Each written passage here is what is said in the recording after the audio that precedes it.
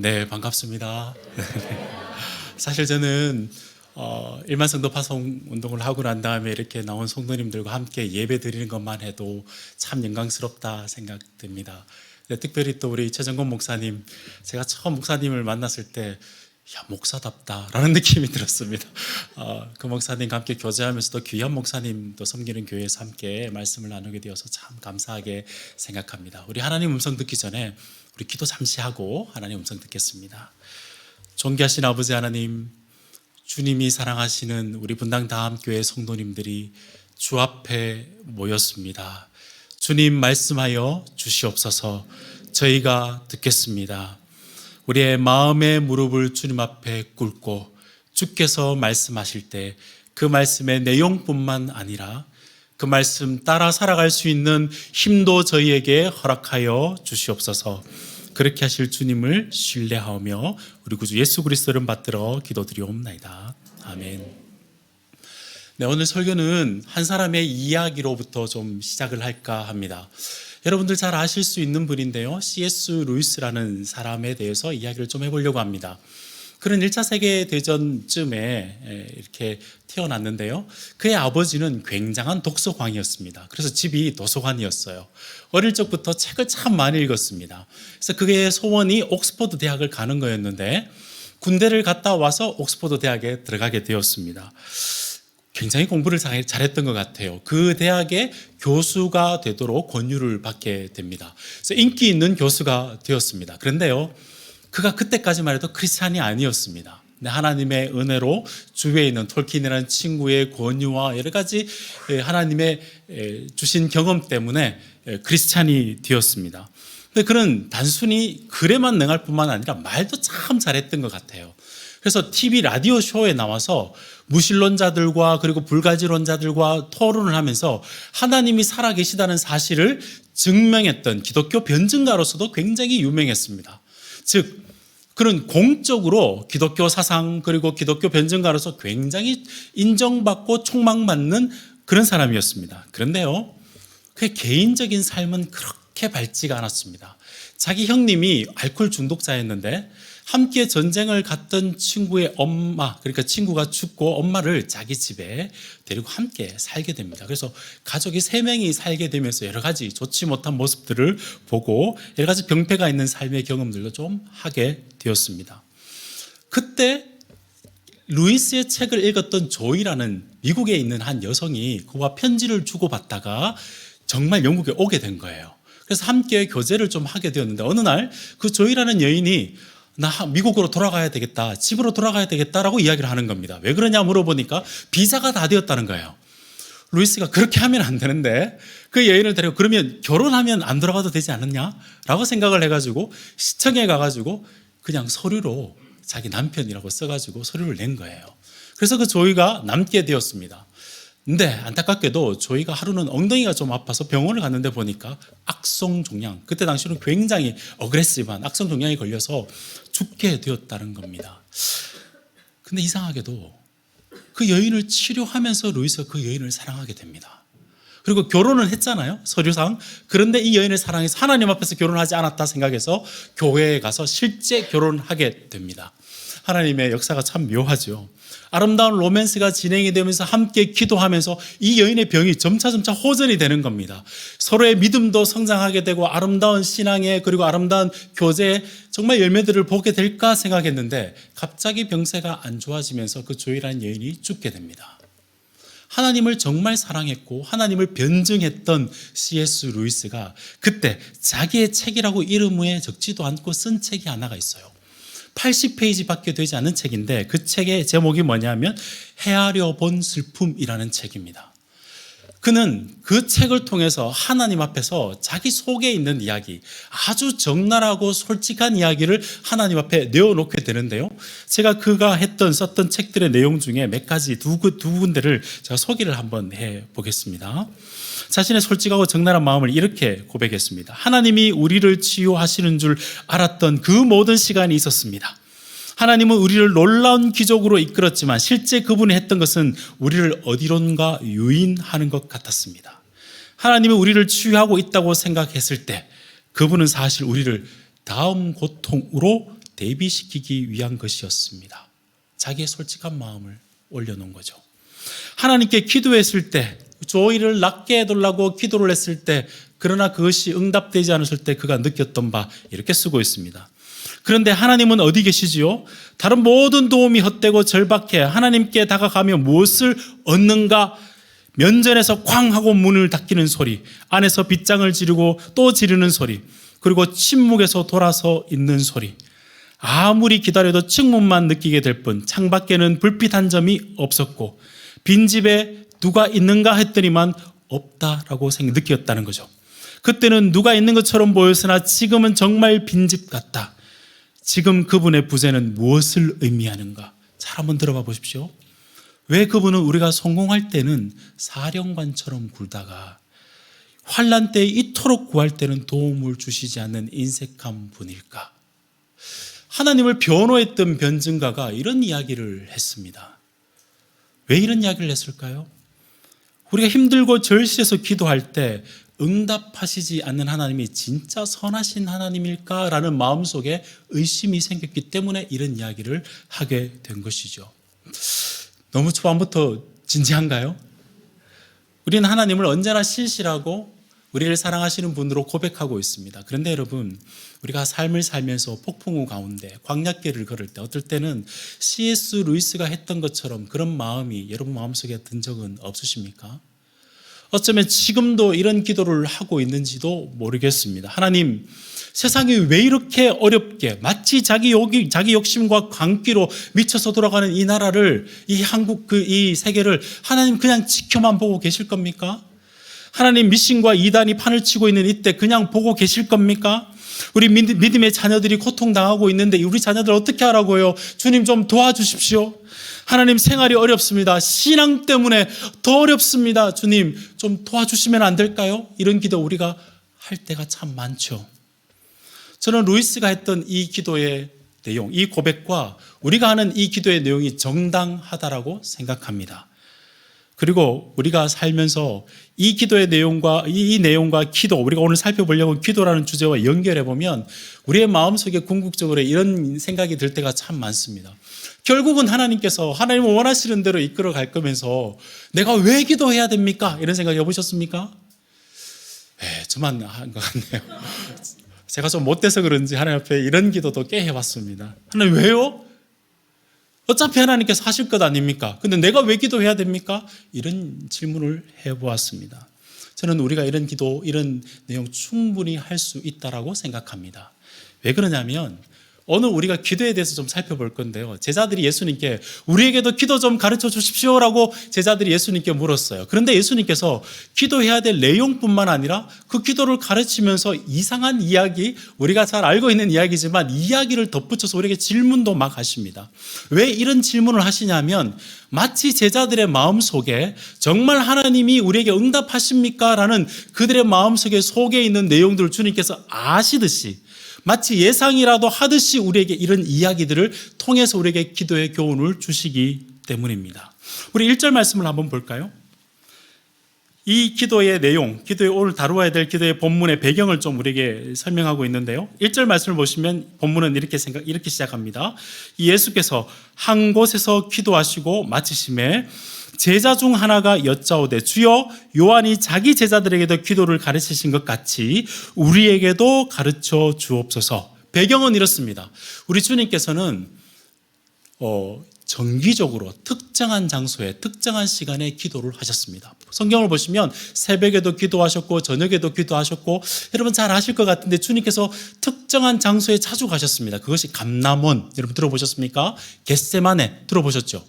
주님께서 특정한 장소에 특정한 시간에 마치 정기적으로 가셔서 기도를 열심히 하셨습니다. 하루는 기도를 마치고 나왔는데 제자 중 한 명이 요한도 자기 제자들에게 기도를 가르쳐 주는데 예수님 우리에게도 기도를 좀 가르쳐 주옵소서라는 질문을 했습니다. 저는 이 제자들의 질문이 굉장히 중요하다 생각합니다. 왜 그러냐면 제자들의 질문을 가만히 살펴보면 다른 곳에 이런 질문을 할 만도 한데 이런 질문, 예를 들면 주님 우리에게 기적이 어떻게 이루어지는지 가르쳐 주옵소서, 전도를 어떻게 해야 되는지 가르쳐 주십시오, 말씀을 설교를 어떻게 잘할 수 있는지 가르쳐 주옵소서, 그렇게 나온 것은 없습니다. 근데 기도를 우리에게 가르쳐 주옵소서라는 질문을 한다는 것이죠. 왜냐하면 제자들이 예수님의 능력과 예수님의 삶 속에서 진정한 능력이 어디에 나오는가, 실제적인 능력은 기도에 있다는 것을 제자들이 알았기 때문입니다. 사실 오늘날 우리에게도 이 질문이 매우 중요합니다. 기도하지 않는 사람은 아무도 없습니다. 여러분, 이런 속담을 들어보신 적 있으십니까? 참호 속에서는 무신론자는 없다. 전쟁 속에서 어려움이 있으면 누구든지 신을 찾습니다. 도와주십시오라는 누구를 찾게 되죠. 예수님을 믿고 난 다음에도 그냥 옛날에 그냥 자기가 탄식하며 이야기하듯이 그렇게 기도하는 것이 아니라 예수님을 믿고 나면요, 예수님 앞에서 예수님이 원하시는 기도의 내용들을 배워야 됩니다. 배워서 기도해야 하는 것이 맞습니다. 그래서 보네포 목사님이 시편의 책을 이렇게 쓰시면서 강해를 하시면서, 이 시편은 우리가 하나님께 올려드린 기도이자 찬양이지 않습니까? 이렇게 서문에 보면 이렇게 설명하고 있습니다. 기도를 배우지 않아도 된다는 생각은 오늘날 기독교 안에 널리 유포된 중대한 오류다. 동의되십니까? 우리는 기도를 배워야 됩니다. 그리고 배워서 기도를 해야 돼요. 근데 가만히 생각해 보면 기도만큼 중요한 게 없습니다. 나이에도 상관이 없고요, 내가 어떤 사역을 하고 있는가도 상관없이 기도는 마치 우리 신앙에 만약에 집에 보일러처럼 모든 보일러와 전기가 돌아가는 마치 배전판처럼 눈에 보이는 사역이나 개인이나 교회에서 하는 모든 공적 사역 가운데 기도가 들어가지 않는 것은 없죠.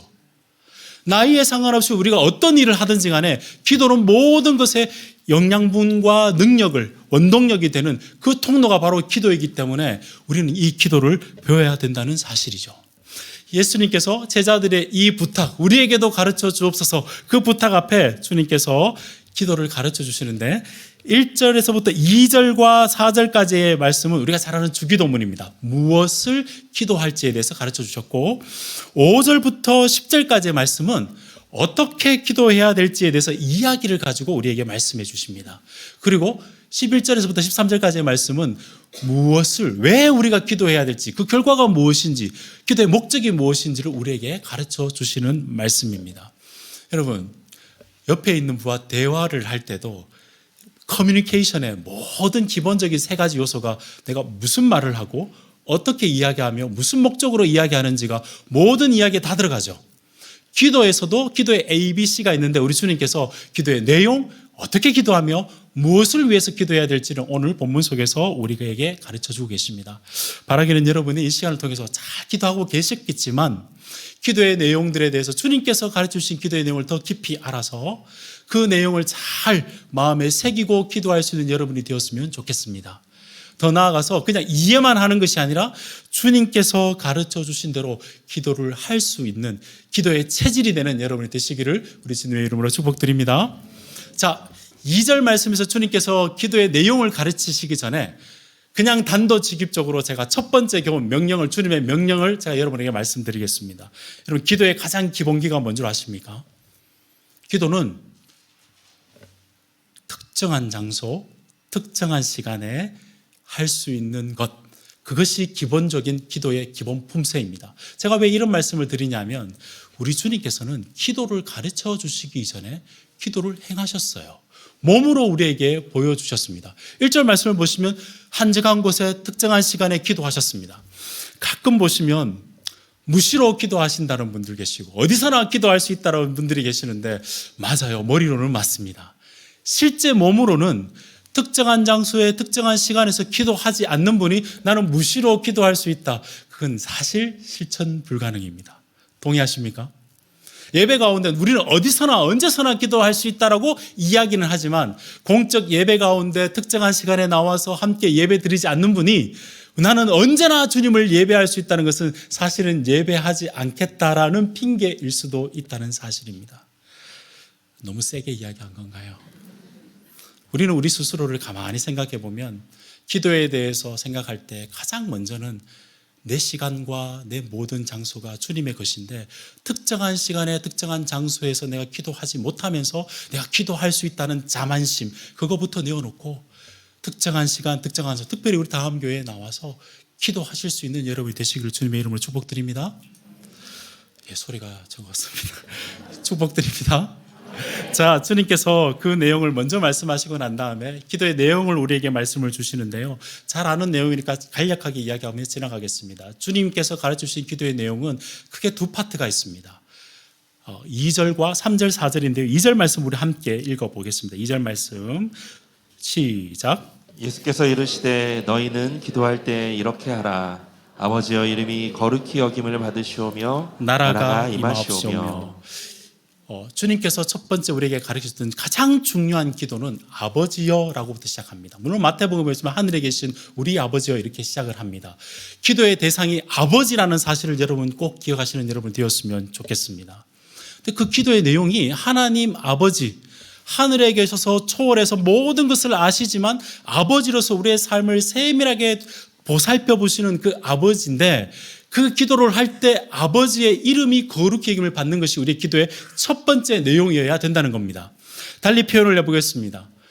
하나님의 탁월하심과 아버지의 아버지 되신 하나님의 명예로움, 하나님의 아름다움, 하나님의 매력이 이 땅 가운데 이루어져서 하나님의 나라가 우리를 다스리는, 하나님이 우리를 다스리는 그 나라가 이루어지기를 간절히 원합니다. 이것이 우리의 첫 번째 기도의 제목인 줄로 믿습니다.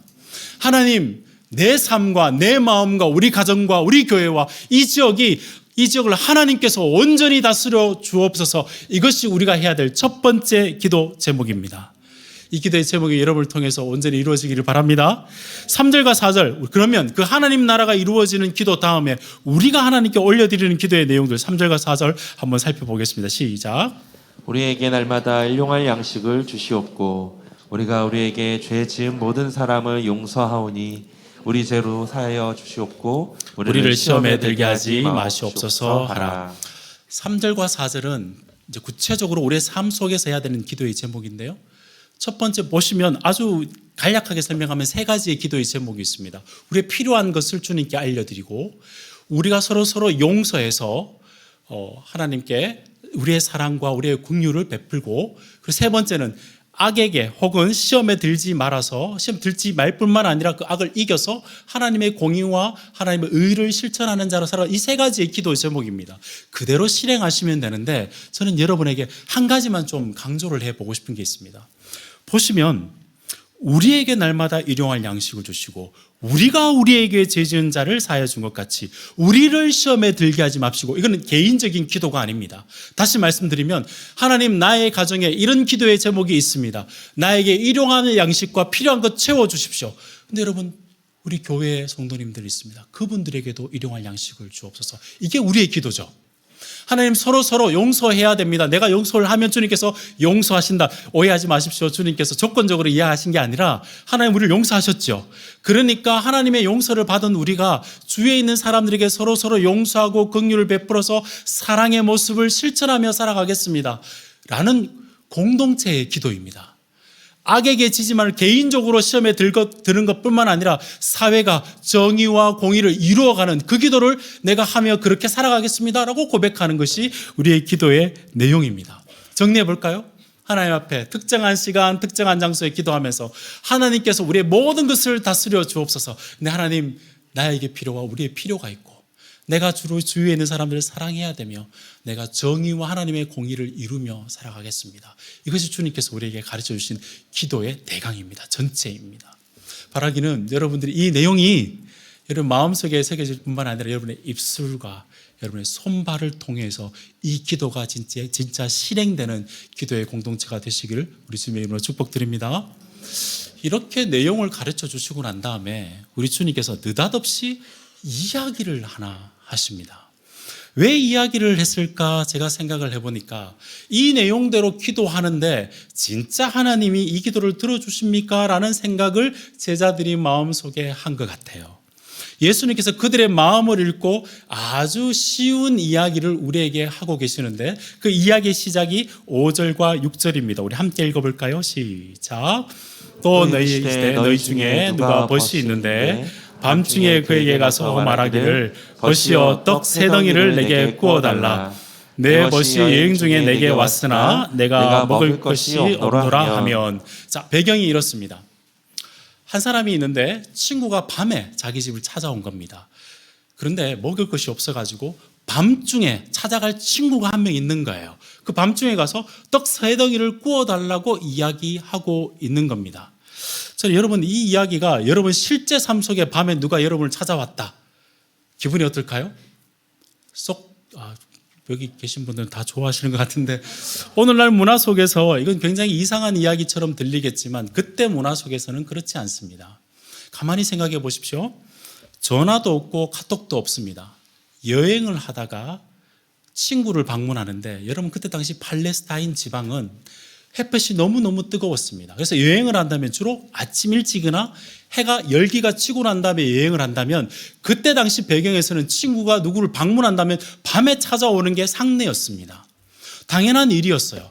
그리고 친구가 찾아온다면 그 친구를 받아들여서 먹이는 것은 그때 당시 문화에서는 당연히 해야 될 바였습니다. 만약에 친구가 없고 숙박시설이 없어서 모르는 사람이 온다 손치더라도 그 사람을 잘 섬기고 대접하는 것은 인간의 도리였습니다. 그래서 여러분 성경 가운데 보시면 구약에서도 아브라함도 그랬고, 사람이 그냥 왔는데 천사가 방문해서, 여러분 잘 아시죠? 극진히 대접합니다. 당연히 해야 될 일이고, 만약에 그렇게 하지 못한다면 그건 그 마을의 수치이고 치명적인 불명예입니다. 주님께서 이 이야기를 하시는 이유는, 주님께서 당연히 해야 될 바를 그때 문화 속에서 이야기를 하시면서 이 이야기를 하고 있는 것이죠. 모르는 사람이 온다손 치더라도 그렇게 해야 되는데 벗이 찾아왔는데 그렇게 하지 않겠냐? 그 말씀을 주님께서 하고 있는 것이죠. 문제는 그 집에 친구가 찾아왔는데 음식이 없었어요. 그래서 밤중에 언제든지 찾아갈 수 있는 친구가 있어서 찾아가서 요구하는 모습으로 오늘 주님께서 우리에게 설명하고 계시거든요. 제가 이 말씀을 보면서 나는 밤중에 찾아갈 친구가 있나? 혹시 여러분 장로님, 집사님 집안에 밤중에 막 찾아가도 될 만한 그런 집사님, 장로님 계시나요? 얼굴이 좀, 표정이 좀. 저는 제 인생 가운데 그런 분 2분이 계셨습니다. 우리 아이들이 부르는 그분들의 명칭은 앞집 목사님과 옆집 목사님이셨습니다. 유학 도중에 이분 목사님은 기장특이에요. 우리하고 신학적 색깔은 좀 다르지만 저희 앞집에 사셨습니다. 근데 2분은 부부가 자녀가 없었습니다. 그래서 제가 우리 가정이 여행할 때, 저희 집은 애가 3명이나 있었거든요. 한 명은 손도 모자라잖아요. 그래서 3명이나 있었는데 그 부부는 저희가 여행을 할 때마다 저희 가정과 함께 여행을 해줬습니다. 아이들을 자기 아이처럼 돌봐주는 거예요. 같이 가면 아이들 때문에 우리가 여행을 못한다고. 그런 사람이 밤에 찾아가도 되는 친구 아닐까요? 유학을 하기 위해서 다른 학교로 옮겼습니다. 그때는 옆집 목사님이 계셨는데, 결혼하셨는데 혼자 유학을 오셔가지고 공부를 하시는 분이셨어요. 그분과 복음 이야기를 나누면 밤에 모기에게 모든 헌혈을 한다 손치더라도 밤새 이야기할 수 있는 그런 친구였습니다. 하루는 제가 욕실에 있다가 그때 몸이 너무 안 좋아가지고 쓰러진 적이 있는데, 저 와이프가 앰뷸런스 불러서 저를 데리고 병원을 갔는데 누구를 불렀을까요? 그 옆집 목사님을 불렀습니다. 아이들이 등교할 때까지 계속해서 돌보고 했던 분입니다. 자녀가 없으신데 우리 아이들을 그렇게 돌본 거죠. 여러분, 그런 사람이 밤중에 친구입니다. 이런 사람이 여러분에게 있다면 마음이 어떨까요? 정말 든든하겠죠. 어떨 때는 가서 뻔뻔하게 요구할 수도 있습니다. 오늘 본문 말씀 보시면 떡을 3덩이나 요구를 했는데 사실은 1덩이를 요구해도 가족이 다 먹을 수 있는 양이에요. 3덩이나 요구할 수 있는 건 아주 담대하게, 아주 뻔뻔하게 요구하는, 니께 내 거고 내게 네 거 아니냐, 이런 정도의 관계가 될 때만이 이렇게 할 수 있는 것이죠. 밤중에 찾아갈 수 있는 친구입니다. 언제든 찾아가도 내가 억울해도 그 친구는 나에게 편을 들어줘서 언제든지 힘이 될 수 있는 친구가 바로 밤중에 찾아갈 수 있는 친구입니다. 그런데 오늘 7절 말씀을 보면 전혀 우리 예상과 달리 주님께서 이런 이야기를 하시는 겁니다. 우리 7절 말씀 한번 볼까요? 함께 읽어보겠습니다. 시작. 그가 안에서 대답하여 이르되 나를 괴롭게 하지 말라. 문이 이미 닫혔고 아이들이 나와 함께 침실에 누웠으니 일어나 내게 줄 수가 없노라 하겠느냐? 자, 이 안에 있는 밤중에 찾아간 친구가 나오지도 않는 거야. 안에서 이렇게 이야기합니다. 야, 나 괴롭히지 마. 문 닫힌 것 안 보여? 지금 애들과 한 방에 자는데 내가 일어나면 애들 다 깨잖아. 그래서 난 너에게 줄 수 없어. 이건 친구입니까? 친구 아닙니까? 친구였다가도 친구 하지 말자는 이야기죠. 손절각이죠. 근데 여러분, 이 7절을 끝까지 잘 보셔야 됩니다. 이 이야기는 주님께서 만들어낸 일이고 그때 뭐라고 물어보시죠? 하겠느냐? 그렇게 하겠느냐라고 물음표가 있습니다.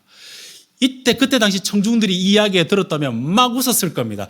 그런 밤중에 있는 친구가 어디 있습니까? 인간이라면 당연히 해야 될 일이고 그렇게 하지 않으면 우리 가정의 온 수치와 이 지역의 모든 불명예가 우리 가정에 떨어질 건데 그렇게 할 밤중에 있는 친구는 없습니다라고 대답을 하고 웃었을 겁니다. 우리는 이 이야기를 들으면서 웃지는 않죠. 밤에 찾아오면 그건 실례이고 안 그래도 요즘 스트레스 때문에 불면증에 걸리는데 찾아오면 안 되는 거죠. 자녀들이 시험 기간인데 밤중에 찾아오면 절대로 안 되는 겁니다. 우리는 이 이야기를 코미디로 받아야 되는데 다큐멘터리로 받는 거죠. 지금 예수님은 당연하게 이루어야 될 일을 핑계하는 이야기를 하고 있습니다. 그때 당시 사람이 온다면 밤에 오는 게 당연하고 친구가 온다면 인간의 도를 다 채워줘야 되는 것이 맞고 아이들이 한 방에 사는 것은 일상이었고 밤중에 실내에서 찾아온 그 친구의 그 부탁을 들어주지 않을 수가 있겠느냐? 주님께서 말씀하고 있는 거죠. 주님께서 이 이야기를 오늘 저와 그리고 여러분에게 하는 이야기의 핵심이 무엇일까요? 예수님께서 하시고 싶은 말씀은 밤중에 찾아온 친구와 대하는 것처럼 하나님도 과연 너에게 그렇게 대할까 물어보고 계시는 것이죠. 하나님도 말도 안 되는 핑계를 대시고 너의 필요를 거절하는 분일 수 있겠는가? 하나님은 귀찮고 다른 일로 인해서 우리의 기도에 신경 쓰지 않는 분이실까? 하나님 충분히 우리의 필요를 들으실 수 있는데 마치 우리에게 손절하듯이 그렇게 하나님이 우리에게 이야기하실 수 있는가? 하나님은 절대 그럴 수 없다라는 이야기를 주님께서 어처구니 없는 상황과 핑계를 대는 밤중에 찾아온 친구의 이야기를 통해서 우리에게 말씀하고 있다는 사실입니다. 우리 예수님은 밤중에 찾아온 친구와 하나님을 비교하고 있는 게 아니고요. 이 친구와 하나님을 대조하고 있습니다. 세상의 친구는 우리에게 가라 할 수 있지만 하지만 하나님은 우리에게 언제나 오라 말씀하시며 그 친구는 문이 닫혔다 말하지만 하나님은 두드리면 문이 열린다 말씀하시고 그 친구는 내 자녀가 내일이 여기 있다 내 자녀가 여기 있다 이야기할지 모르겠지만 하나님은 찾아온 네가 나의 자녀다라고 이야기를 하고 오시며 친구는 떠나가라 이야기하지만 하나님은 가까이 오라 라고 이야기하시는 분이라는 것을 대조를 통해서 우리에게 말씀하고 있다는 사실입니다. 그 하나님께 기도하겠느냐 주님께서 우리에게 물어보고 계시는 것이죠. 이 이야기를 하고 난 다음에 주님께서 그럼 우리가 어떻게 기도해야 됩니까? 그것을 명령으로 2가지 명령을 주시는데요. 교훈을 주시는데 먼저 8절 말씀입니다. 함께 보겠습니다. 시작. 내가 너희에게 말하노니 비록 벗됨으로 인하여서는 일어나서 주지 아니할지라도 그 간청함을 인하여 일어나 그 요구대로 주리라. 앞서 말씀하신 말씀대로 좀 들어보시면 여기서 간청함이 우리는 간절히 구한다 이렇게 생각하기가 쉽지만 이 원어를 좀 살펴보시면 그거보다는 뻔뻔하게 담대하게 당당하게 구한다는 겁니다. 하나님 나라의 뜻을 위해서 하나님의 명예를 위해서 하나님 이거 당연히 이루어 주셔야 됩니다라고 주님 앞에서 당연하게 구하면 하나님께서 이 말씀을 들어주시지 않으면 하나님께서 수치이기 때문에 친구는 거절할지 모르지만 하나님은 결코 그렇게 하지 않겠다라고 주님께서 말씀하시면서 너희도 나에게 와서 담대하게 당당하게 구하라 주님께서 말씀하고 있는 것입니다. 사랑하는 여러분, 사실 기도는 기도의 본질상 사실은 담대하고 뻔뻔한 기도여야 합니다. 그런 기도를 해야 하나님께서 들어주십니다. 여러분 오해하지 마십시오. 근데 여러분 이렇게 기도하시는 분은 없으실 거라 생각하는데 한번 들어보십시오. 하나님 여기 정말 내가 하나님 해주시기를 원하는 거 있습니다. 근데 요즘 보니 하나님 조금 바쁘신 것 같습니다. 우크라이나나 러시아에 지금 전쟁도 났고 튀르키예 지진도 났는데 바쁘시지요. 근데 들어보시고 제 기도가 그렇게 급하시다면 좀 들어주셔도 좋겠습니다. 혹시 이렇게 기도하시는 분 계십니까? 하나님 나라가 이루어지기를 원합니다. 시간 되시면 금년, 아니 하나님 내년까지로 합시다. 그렇게 기도하시는 분 계십니까? 기도할 때 오해하지 말으셔야 되는 것은 하나님의 뜻을 구하며 그 뜻이 마땅하게 이루어져야 될 것을 가지고 기다리며 당당하게 기도하는 것과 하나님은 들어주실 수도 있고 그렇지도 않을 수 있으니까 내 생각에는 신경을 덜 쓰기 때문에 들어주실 때 알아서 들어주시겠지 이렇게 기도하시는 것은 전혀 하나님 뜻을 이야기하면서도 전혀 다른 기도입니다. 우리는 하나님 앞에 기도할 때 적극적으로 하나님의 뜻이라면 담대하게 당당하게 때로는 뻔뻔하게 구할 수 있는 것이 하나님 아버지를 가지고 있는 지닌 우리의 특권인 줄로 믿습니다. 맞습니다. 기도는 수동형이죠. 하나님이 이루어 주셔야 됩니다. 그러나 하나님이 하나님이시기 때문에 우리 하나님의 뜻에 맞다면 하나님 앞에 나와서 담대하게 당당하게 구할 수 있는 것이 우리의 기도가 가지고 있는 기도의 능력이자 기도의 특권이라는 사실을 꼭 기억하셨으면 좋겠습니다. 하나님은 위에 계신 하나님 여러분을 지켜보고 계십니다. 그분은 가라고 이야기하지 않으시고 늦었다 이야기하지 않으시고 귀찮다 이야기하지 않으시고 가까이서 모든 구하는 그 기도 내 명예를 위해서 내가 너를 위해서 응답하겠다 주님께서 말씀하고 계십니다. 언제든지 와서 한밤중에 온 친구는 거절할지 모르겠지만 나는 결코 너를 거절하지 않겠다. 너의 기도에 응답해 주겠다 주님께서 오늘 말씀하고 계십니다. 그러니 여러분 더욱더 담대하게 당당하게 주님 앞에 나와서 기도하실 수 있는 여러분 되었으면 좋겠습니다. 이게 첫 번째 방법이고요. 두 번째 방법은 우리가 잘 아는 내용인데 9절부터 10절까지의 말씀입니다. 우리 한번 같이 읽어보도록 하겠습니다. 시작. 내가 또 너희에게 이르노니 구하라 그러면 너희에게 주실 것이요 찾으라 그러면 찾아낼 것이요 문을 두드리라 그러면 너희에게 열릴 것이니 구하는 이마다 받을 것이요 찾는 이는 찾아낼 것이요 두드리는 이에게는 열릴 것이니라. 아멘. 네. 여러분 잘 익히 알고 있는 본문입니다. 여기서 계속 반복되는 것은 사실은 계속 기도하라는 이야기죠. 왜 이야기를 덧붙여서 이야기하셨을까? 주님 그렇게 내가 기도했는데 당장 이루어지지 않았습니다. 주님 그 마음을 아셨던 것 같아요. 계속해서 기도하라. 끊임없이 끈기를 가지고 기도하라라고 주님께서 우리에게 말씀하고 있는 것이죠. 사실 우리가 기도하면서 기도의 내용들 가지고 끈기 있게 하지 못하는 이유는 기도하다가 실망할 때가 많아서입니다. 사실 예수님께서 기도에 관해서 말씀을 많이 하셨는데 누가복음 말씀을 보시면 예수님께서 이야기를 하시면서 우리에게 했던 기도에 대한 내용은 딱 세 가지가 있습니다. 잘 아시는 오늘 본문과 여러분 불의한 재판관과 과부의 기도 들어보셨습니까? 바리새인과 세리의 기도 들어보셨을 겁니다. 주님께서 이 세 가지 이야기를 직접 설교를 하셨는데 끊임없이 반복되는 주제가 뭐냐면 실망하지 말고 끝까지 기도하라는 게 주님께서 관통하는 똑같은 주제의 말씀이었습니다. 사실 기도의 본질상 앞에는 당당하게 구하는 게 본질이었다면 그 본질상 끝까지 구하는 것도 사실 기도의 본성입니다. 사실 예수님도 특정 시간, 특정 장소에서 끊임없이 기도하셨습니다. 간절히 기도하고 끊임없이 기도하셨는데 예수님은 자기가 하나님이시잖아요. 그런데 기도하지 않으면 일이 이루어지지 않을 것처럼 매번 기도하셨습니다. 끊임없이 기도하셨던 그 주님을 생각하면 주님의 모범을 보게 된다면 우리도 그렇게 끊임없이 조르고 기도하는 것이 당연한 기도의 본성이라는 것을 꼭 기억하셨으면 좋겠습니다. 마트에 가보시죠. 마트에 가보면 소리가 들립니다. 아이가 막 울부짖는 소리가 들리죠. 아빠 이거 사줘 이거 들어보셨죠?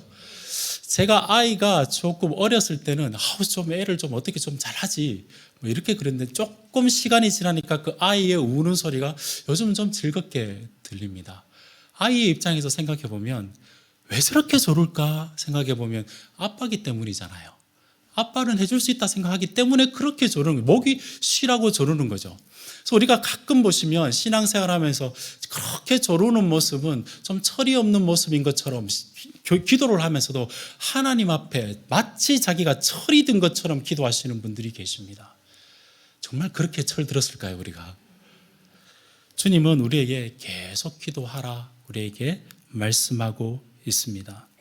왜냐하면 때로는 우리의 기도가 우리가 딱 기도한 대로 당장 이루어지지 않기 때문에 그러나 하나님께서는 그 기도를 우리 기도를 통해서 이루어 주실 것이기 때문에 계속해서 기도하라고 우리에게 말씀하고 있다는 사실입니다. 정리해 볼까요? 주님께서 불의한 밤중에 찾아온 친구의 이야기를 통해서 우리에게 했던 기도의 방법은 어떤 상황이든지 담대하게 당당하게 기도하라 뻔뻔하게 기도해야 되는 내용과 끊임없이 간구해라 주님께서 우리에게 말씀해 주셨습니다. 어때요 여러분? 이 말씀을 듣고도 여전히 좀 찝찝하시죠? 그래도 좀 마음속에 첫 번째 했던 질문에 대한 답이 안 나왔잖아요. 하나님께서 그럼에도 불구하고 하나님 원하시는 대로 들어주는데 하나님이 원하시는 하나님의 방향대로 그 기도에 응답하실 거면서 우리가 왜 기도해야 됩니까? 그 목적이 아직 우리에게 말씀해 주시지 않으셨잖아요.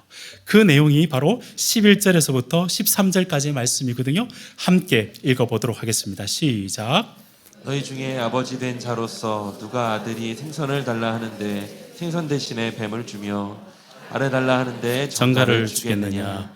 너희가 악할지라도 좋은 것을 자식에게 줄 줄 알거든 하물며 너희 하늘 아버지께서 구하는 자에게 성령을 주시지 않겠느냐 하시니라. 아멘. 앞에서 너희에게 벗이 있는데 라고 시작했다가 이제는 이야기를 바꿔서 이제 너희가 아버지라며 너희 중에 아버지가 있다면 아버지의 이미지를 가지고 설명을 하고 계십니다. 너무 잘 아는 이야기니까 제가 한번 각색을 해보겠습니다. 저희 집에 아들이 2명이 있습니다. 집에 갔다 와서 아빠 피자 먹고 싶어요. 그래 저기 뱀이 있으니까 렌즈에 돌려. 그렇게 하겠습니까? 웃으셨죠? 아빠 음료수 먹고 싶은데 음료수 저 냉장고에 오면 우유가 있어 마셔. 한 달 정도밖에 안 됐으니까 잠깐 먹다가 배가 아플 수도 있는데 마셔. 이렇게 이야기하겠습니까? 예수님께서 이 이야기를 하신 의도는 아마 이 이야기를 듣고 많은 사람들이 피식 웃었겠죠. 그런데 여러분 예수님의 질문의 핵심은 이겁니다. 너희는 완벽하지 않다. 때로는 너희 마음속에 좋은 의도도 있고 나쁜 의도가 마음속에 있을 수 있다. 그러나 너희가 완벽하지 않은데도 아들의 요구하는 것은 좋은 것을 주려고 하지 않느냐라고 말씀을 하시고 주님께서는 완벽한 하나님이 계신다. 그분이 너희의 아버지인데 너희가 구하면 완벽하신 하나님께서 가장 좋은 것으로 우리에게 주시지 않겠느냐 주님께서 우리에게 물어보시는 말씀이죠. 예수님의 이 말씀의 핵심은 이겁니다. 정말 기도는 하나님의 성품대로 너희가 믿는 하나님이 어떠신 분가 하나님의 성품대로 응답이 될 건데 정말 너는 기도가 뭐라고 생각하느냐? 정말 하나님을 제대로 알고 신실하시고 진실하시며 선하신 하나님인 것을 믿고 기도하느냐? 이 질문을 우리에게 하고 있다는 사실인 거죠. 사랑하는 성도 여러분, 여러분 기도가 뭐라고 생각하십니까? 저는 기도를 이렇게 정의 내리고 싶습니다. 하늘 아버지의 성품에 대한 우리의 반응이 기도다. 하늘 아버지에 대한 그분의 존재와 그분의 성품에 대한 우리의 반응이 바로 기도다라고 말씀을 드리고 싶습니다. 다시 말해서 내가 하나님이 어떤 하나님인지를 알면 그 하나님에 대한 이해가 내 모든 기도를 지배한다는 사실을 기억하라 주님께서 우리에게 말씀하고 있다는 사실입니다. 사실 우리가 살아가면서 우리의 기도를 방해하는 여러 가지 방해꾼이 있습니다. 그런데 이 세 가지 카테고리 안에 다 든 것 같아요. 우리의 기도를 방해하는 방해꾼 중에 첫 번째는 사단입니다. 사단은 우리를 기도하는 것을 방해합니다. 왜냐? 우리가 기도하게 되면 하나님께서 우리가 당당하게 그리고 끊임없이 기도하게 되면 하나님 나라를 이루어 갈 것이기 때문에 방해합니다. 사실 우리가 기도하게 되면 나의 신앙뿐만 아니라 우리의 기도를 통해서 실제적으로 우리의 자녀들의 믿음들이 성장하시는 거 잘 알고 계시죠? 그렇지 않습니까? 제가 신학교에서 학생들을 가르치면서 주일학교 학생들을 가르칠 때 그 집의 영적 분위기가 어떤지 알 수 있는 가장 좋은 방법을 내가 알려줄게. 학생들에게 알려줍니다. 뭘까요? 자녀에게 기도시켜 보는 겁니다. 왜냐하면 자녀는 부모의 기도의 언어를 습득해서 기도하기 시작하기 때문입니다. 우리가 기도하게 되면 나뿐만 아니라 우리 가정이 믿음으로 성장해서 점차 하나님 나라가 이루어가기 때문에 사단은 우리의 기도를 방해합니다. 또한 세상이 우리의 기도를 방해합니다. 하나님이 이따 손 치더라도 하나님이 정말 너에게 관심이 있어? 아니야. 너희는 열심히 경쟁해서 열심히 이루어야 네가 원하는 것을 이룰 수 있지라고 세상은 그렇게 우리를 부추깁니다. 기도하는 게 비정상, 너가 열심히 일하는 게 정상. 이게 세상이 우리에게 줘서 우리의 기도를 방해합니다. 하나님의 관심이 있다는, 우리에 대한 관심이 있다는 것을 망각하도록 하는 것이죠. 그리고 방해꾼이 있는데 그 방해꾼 중에 한 명이 누구냐면 우리 자신입니다. 가끔 생활하면서 우리 삶 속에 일어났던 현상 때문에 하나님은 정말 선하실까라는 실망이 있을 때 기도의 삶을 중단하게 됩니다. 이 세 종류의 여러분 방해꾼은 결국은 목표는 한 가지입니다. 하나님의 성품을 의심하도록 만드는 것이죠. 하나님께서는 창조 때 에덴 동산의 모든 것을 만드시고 인간을 만드셨지 않습니까? 그리고 선악과를 만들었어요. 이 선악과의 목적이 뭘까요? 풍성히 주신 하나님을 기억하고 하나님을 인정하며 살라고 하나님께서 선악과를 주셨는데, 사단은 그거 너 못 먹지, 그러니까 자유가 없잖아 라고 우리를 넘어뜨려서 기도하지 못하도록, 하나님을 인정하지 못하도록 하는 것이죠. 세상은 하나님 너에게 관심이 없으니까 그냥 너 열심히 살아봐봐, 이렇게 하는 것으로 우리가 기도하지 않도록 만들고요, 우리의 마음속에 하나님의 선하심을 망각하도록 하는 것, 그것이 우리를 방해하고 있다는 사실입니다. 근데 여러분, 우리는 잘 알지 않습니까? 하나님 정말 그러신 분이십니까? 정말 풍성하시고 모든 것을 이루어 주시는 우리 하나님께서 무엇보다 자신의 아들을 이 땅에 보내어 주셔서 십자가에서 죽으시고 부활하셔서 그분이 우리의 대속의 구원자가 되셔서 우리를 하나님의 백성 삼아주시고 성령을 우리에 주셔서 우리의 삶의 보혜사, 우리를 보호하시고 은혜 베푸시고 우리를 가르쳐서 인도하시는 그 성령을 주신 것, 그런 하나님이 우리의 기도를 들어주시지 않으시겠습니까? 그러니 주님 앞에 나와서 당당하게 기도하며 주님 앞에 나와서 끊임없이 기도하라고 주님께서 우리에게 말씀하고 계시며, 네가 하나님 아버지를 진짜 아버지로 믿는다면 너희는 기도해야 된다라고 우리에게 말씀하고 있다는 사실입니다. 사랑하는 여러분, 교회 다니면서 여러분 이런 기도에 이런 질문을 하실 수 있습니다. 나 앞으로 안 하셨으면 좋겠습니다. 기도에 질문하는 것 중에 이런 질문 들어보셨어요? 여러분 몇 시간 동안 기도하십니까? 서로서로 하시면 서로서로 멀어집니다. 기도의 핵심 질문은 이게 아닙니다. 기도의 핵심 질문은 당신은 어떤 하나님을 믿고 계십니까? 하나님의 성품 중에 어떤 성품이 있어서 여러분 기도하십니까? 하나님이 풍성하신 하나님이시고 하나님이 신실하신 하나님이시고 하나님이 선하신 하나님이시라면 나는 날마다 주님 앞에 나와서 주님의 뜻을 구하며 담대히 기도할 수 있고, 지금 당장 이루어지지 않은 것까지라도 내가 끊임없이 주님 앞에 기도할 수 있는 것은 내가 하나님 성품 때문에, 그분 때문에 내가 기도할 수 있는 것 아니겠습니까? 제가 한 명 기도의 최고수의 한 응답을 어떻게 기도하십니까 했을 때 그 최고수의 대답을 제가 한번 적어와 봤는데요. 한번 들어봐 보십시오. 제가 생각할 때 이건 정말 고수인 것 같아요. 이렇게 대답을 하더라고요. 사실 나는 한 번도 20분 이상 한 기도의 제목 가지고 20분 이상 기도한 것이 없습니다. 그런데요, 저는 깨어 있는 동안 단 한 번도 20분이 지나도록 한 번도 기도 안 하고 지나가 본 적은 없습니다. 동의되십니까? 그가 어떻게 이렇게 담대하게 끊임없이 기도할 수 있었을까요? 하나님이 옆에 계시고 아버지가 옆에 계셔서 그분은 나를 인도하시고 선한 분인 것을 알기 때문에 20분이 지나가기 전에 하나님 생각하지 않고 지나가 본 적이 없었다라는 이야기인 거죠. 대단한 기도의 고수 아닐까요? 사랑하는 여러분, 주님께서 우리로 하여금 아버지라 말씀하시고 가장 좋은 곳으로 너에게 주시겠다 우리에게 말씀해 주셨습니다. 이 말씀을 여러분 가슴에 받으시는 여러분 되었으면 좋겠습니다.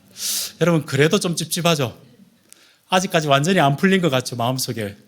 본문 말씀을 보시면 주님께서 성령을 주시지 않겠느냐라고 말씀하셨는데요, 하나님 기도하면 딱 그냥 경제적인 풍성함이나 우리 아이들의 좋은 대학 혹은 우리의 삶의 문제들이 그 자리에서 해결되면 참 좋겠는데, 하나님께서 아버지가 성령 주시지 않겠느냐, 이게 조금 마음에 안 드신 분도 계십니다. 딱딱 그냥 기도하는 대로 되면 얼마나 좋을까. 근데 여러분 다시 한번 생각해 보십시오. 제가 기도의 정의를 뭐라고 외웠죠? 하나님의 성품대로 우리가 기도하는 겁니다. 하나님은 완벽하신 분이기 때문에 가장 궁극적인 기도의 응답을 우리에게 주십니다. 불완전한 기도에 답을 주시는 것이 아니라 가장 완벽한 기도에 답을 주신답니다. 저희 집엔 아들이 2명이 있습니다. 둘 다 이번에 좋은 일이 좀 있었습니다. 한 명은 대학을 갔고요, 한 명은 둘째가 직장에 들어갔어요. 마이스트 고등학교 가서 직장에 바로 들어갔어요. 2명이 있는데 한 명은 컴퓨터를 요구하고 있습니다. 이 설교를 안 들어야 되는데 지금 걱정이 됩니다. 제가 만약에 둘째 아들이 컴퓨터를 사달라고 해서 제가 돈이 있어서 한 300만 원 주면서 너 마음대로 해봐 했을 때 이 아들 얼마나 좋을까요? 가서 컴퓨터뿐만 아니라 패드도 사고 자극이 사고 싶은 거 다 사겠죠. 직접적으로 응답이 이루어서 아이가 정말 우리 아빠 최고야 라고 생각할 겁니다. 첫째 아이가 와서 아빠 내가 장학금을 반장학을 받았는데, 물론 장학금 얘는 열애였습니다. 반장학을 받았는데 돈이 좀 필요해요 라고 이야기했을 때 제가 만약에 컴퓨터를 사가지고 야, 내 둘째한테 이거 줬는데 이거 좋지? 새 거야 라고 준다면 우리 첫째 아이가 정말 좋은 아빠라 생각할까요? 제가 이렇게 말씀드리는 것은 하나님 아버지는 저와 다릅니다. 저는 제가 해줄 수 있는 한계와 능력이 한계가 있습니다. 그러나 하나님은 완벽하셔서 가장 좋은 것으로 성령님을 우리에게 주신다 말씀하십니다. 여러분에게 이 성령님이 어떤 능력이나 어떤 힘이라고 느껴지실지 모르겠지만 저는 이 성령님은 하나님 자체이십니다. 우리가 눈에 보이는 필요를 구했는데 하나님께서 내가 내 자신을 너희에게 줄게. 내 상황을 하나님 이거 해결해 주십시오라고 했는데 그 모든 상황을 관장하시는 그 주님께서 내가 너와 함께 해줄게 라고 이야기한다면 저는 그것으로 만족할 수 있습니다. 하나님은 하나님의 성품이 완벽하시기에 하나님께서는 불완전한 선물로 완전한 선물을 대체하지 않으시고 언제나 우리 기도 가운데 하나님 자신을 우리에게 주신다는 사실을 꼭 기억하시는 여러분이 되셨으면 좋겠습니다. 근데 주님, 어떤 기도는 똑같은 기도를 했는데 어떤 사람의 기도는 들어주시고 제 기도는 왜 안 들어주십니까? 그 답을 좀 주십시오. 저도 그게 너무너무 궁금해가지고 성경 이곳저곳을 살펴봤습니다. 답을 찾았습니다. 답은 잘 모르겠습니다. 설교자로서 가장 큰 유혹은 답을 알아서 간단하게 답을 줬으면 좋겠지만 정직해야 되잖아요. 잘 모르겠습니다. 성경에서 거기에 대한 답은 나와 있지 않습니다. 그러나 여러분, 이건 신비의 영역이지만 완벽하게 우리가 분명히 아는 것은 있습니다. 만약에 내가 기도하는 것이 모두 이루어진다면 정말 우리는 하나님 나라를 구할까요? 내 나라와 내 뜻을 구하는 것. 하나님께서 첫 번째 주신 기도의 제목이 뭐죠? 하나님 나라가 이 땅 가운데 이루어지는데 그때마다 이루어진다면 정말 우리가 하나님 나라를 구할까요? 내 나라와 내 뜻을 구하지 않을까요? 그 신비의 영역에 두시고 그러나 여러분이 놓치지 말아야 될 것은 하나님은 여전히 우리에게 완벽한 선물로 우리에게 주신다는 사실을 놓치지 아니하시고 선하신 하나님의 성품을 놓치지 아니하시고 기도하시는 여러분이 되었으면 좋겠습니다. 주님께서 기도하지 들어주시지 아니하셔서 저는 낙심했습니다. 그런 분이 여러분 가운데 있다면 이 말씀을 지금부터 잘 들어보셨으면 좋겠습니다. 예수님께서 기도를 하셨는데요. 누가복음 22장을 말씀을 보시면 제가 아는 한 우리 주님의 기도 가운데 가장 담대한 기도였고 가장 간절하고 끈질긴 기도였습니다. 그 기도의 제목이 무엇인 줄 아십니까? 제가 읽어드리겠습니다. 아버지요, 지금 십자가를 앞에 두고 아버지여, 만일 아버지의 뜻이거든 이 잔을 내게서 옮기옵소서. 내 원대로 마옵시고 아버지의 원대로 되기를 원합니다. 여러분, 주님께서 아버지의 원을 몰랐을까요? 이 땅에 와서 우리를 위해서 대신 죽어야 된다는 그 원을 몰랐을까요? 그 고통이 너무 힘들기 때문에 이 잔을 좀 물러나게 해 주십시오. 그러나 아버지의 뜻이 이루어지기를 원합니다. 3번이나 기도하셨어요. 제가 여러분께 한번 여쭤보겠습니다. 예수님의 이 잔을 물러나게 해달라는 기도가 응답되었습니까? 응답되지 않았습니다. 그래서 저와 여러분이 구원 얻었습니다. 하나님은 자기 아들의 기도를 외면하셔서 우리를 살리기 위해서 우리를 하나님의 자녀 삼기 위해서 아들의 기도를 외면하셨다니까요.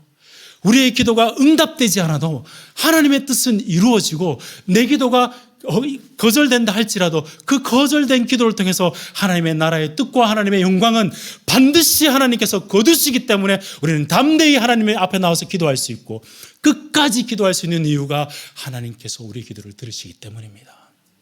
때로는 우리의 기도의 결과에 바로바로 들어주실 수도 있지만 때로는 우리의 기도에 바로 들어주시지 않아도 하나님은 하나님의 뜻대로 하나님의 뜻을 이루시기 때문에 그것으로 우리가 만족하며 하나님 아버지 앞에 나와서 기도할 수 있다는 것, 그것이 우리의 기도의 특권이라는 사실을 꼭 기억하시는 여러분 되었으면 좋겠습니다. 말씀을 마치고자 합니다.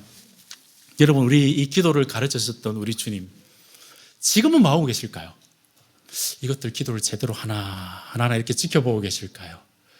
우리 주님은 하늘 보좌 우편에서 지금도 우리를 기도하고 우리를 위해서 기도하고 계신다고 로마서 8장과 히브리서 7장에서 우리에게 말씀하고 계십니다.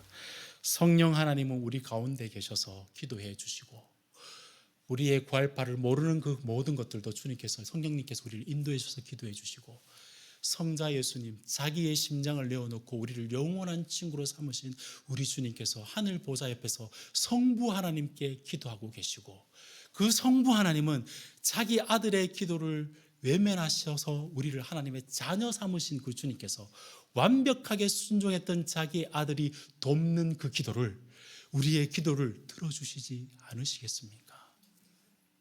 그 성부, 성자, 성령 하나님을 여러분의 하나님으로 믿는다면 우리는 언제나 담대하게 그리고 끝까지 기도할 수 있는 기도의 힘이 우리 가운데 있다는 사실을 믿으시고, 이 기도의 특권을 마음껏 활용해 보시는 우리 분당 다한교회 성도님들 되시기를 우리 주님의 이름으로 축복드립니다.